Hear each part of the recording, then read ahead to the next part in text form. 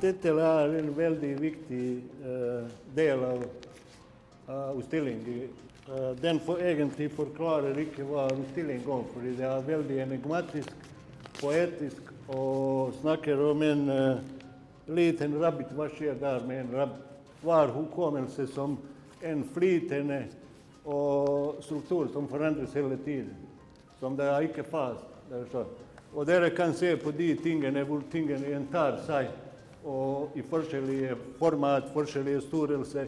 Det fra en og samme foto dere ser fragmenter, sånn, og det er som en type kaleidoskop eller en type labyrint der med mange forskjellige foto. Fra tekstilarbeid til fotobasert arbeid, tekstilarbeid på glass, noen tekstil med porselan, noen deler med Brailles alfabet og tekstilarbeid der. Og med noen installasjoner der som en måte å finne her egentlig.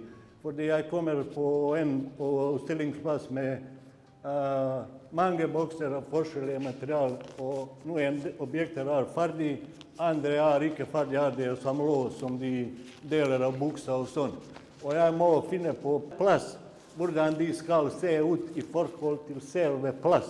En del av dette arbeidet er Brailles alfabet, det er som de bruker blindeskrift. Og de fleste bare ser den delen, men egentlig det er ikke direkte om blindeskrift, fordi blindeskrift er bare en del av en objekt. Det betyr det setter spørsmål om språk, hvordan vi forstår hverandre, hva vi ser, hva vi kan gjennomskue, eller hva vi kan gjenkjenne og sånn. Språk er alltid om identitet, fordi du bygger sin identitet, du må reflektere om, og blindeskrift forandrer sin karakter, fordi det har blitt noe som er visuelt. Det er ikke noe som du kan lese i det hele tatt, fordi jeg pusher det så mye, det er visket ut, du bare ser prikker der. Det er ikke mer enn alfabet. Det betyr den å forandre sin identitet eller sin karakter og har blitt et visuelt objekt. Jeg har aldri laget utstilling at jeg kommer bare med ferdige ting og setter rundt omkring. Jeg er helt interessert i det.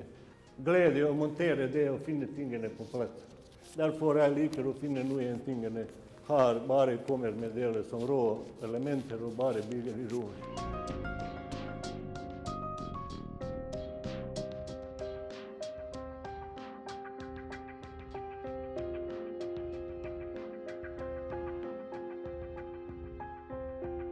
Det er en ting som begge to utstillinger her. Det er noen om språk, det er noen om som broken språk. Disse tekst som dere ser, det er ikke bare på bosnisk, det er også broken bosnisk, det er broken bokstaver.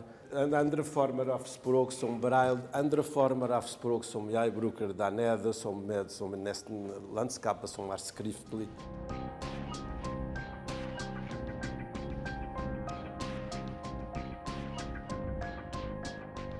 Alle disse tingene som er laget med en tankegang og som en praksis og som med utgangspunkt på en material eller noe sånt, så selvfølgelig skjer i serier. Alt rundt her, dette er en slags skrift på en måte. Så alt er rundt omkring, men det er skrift om flere språk.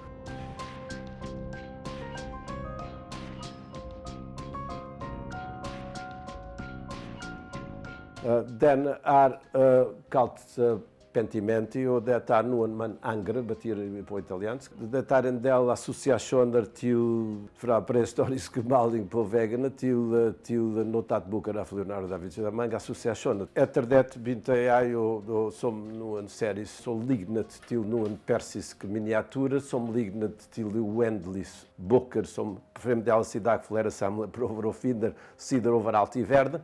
Så jeg trodde den konsept var interessant, så jeg fortsatte å jobbe med det.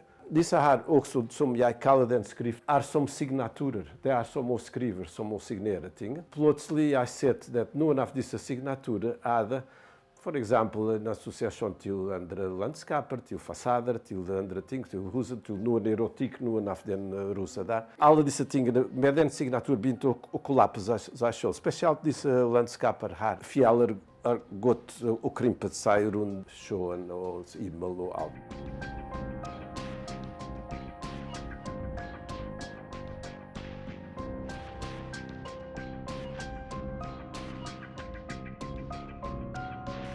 Jeg jobber med alle slags materialer. Jeg leter etter noen som gir meg resistens. Man merker at det er en kropp som har en forhold med material her.